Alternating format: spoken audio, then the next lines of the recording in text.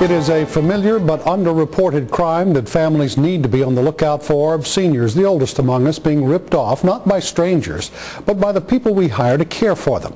This generation is trusting, and that trust is what these scammers use to get in good and then rip off their clients. And a lot of you have asked us, how can you prevent something like that? Well, our Sasha Horn spent several days looking into the issue and has the answers for you tonight. It's happening all over the East. In Emerald Isle, Carolyn Green arrested and charged with stealing thousands of dollars from the elderly client she worked for. And in Wayne County, 24-year-old Jamie Cisneros charged with exploitation of the elder. The victim, a 93-year-old woman who the suspect cared for more than 2 years. The police report accuses Cisneros of stealing $40,000. Detective Tom Flores led the investigation on this case. The family hired some people to take care of their mother, who was, an elderly female who's independent and wants to stay independent and wants to stay in her own house. Unfortunately, her family, of course, live out of state and they can't be here. The victim's daughter did come to town to visit her mother.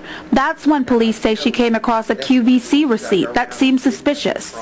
It was in Cisneros' name, but had the victim's address listed. The daughter, the victim, requested credit card statements, bank statements, and of course the trust funds to see, what was happening. When she saw the types of charges, the daughter came to police. I went through the receipts and I saw things that I wouldn't think a 93-year-old would need. Purchases like children's clothing and chewing tobacco, more than 30 receipts, and countless others from the Home Shopping Network and QVC. We wanted to know, what could you do to protect your loved ones? So we called the North Carolina Department of Health and Human Services. They told us that screening potential home health workers is essential. That's why they recommend families hire aides that have been vetted through a state licensed facility. Joe Moore, the director of AtlantiCare, says licensed facilities offer accountability. We have nurses that are supervisors in the field and here that go out, are required to go out every 90 days and reassess the patient. So if you want to hire a private home health aide, the Wayne County Sheriff's Office has some tips that can help. First, get a background check on the person. One way to do that is by going to the North Carolina Healthcare Personnel website. You can also ask for references, and not just 2 or 3, ask for 10, and actually check the references out. Go and visit them in person and prepare a list of questions.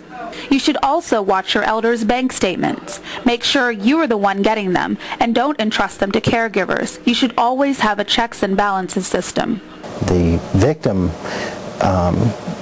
actually trusted these people and came to love these people too. And it's like the victim's daughter said, this is like a divorce once the fraud was uncovered. It's just such a violation of trust. Sasha Horn, Eyewitness News 9, on your side. Now you can visit our website at WNCT.com and type in the keyword seniors for links to resources to help you with providing care for your loved one.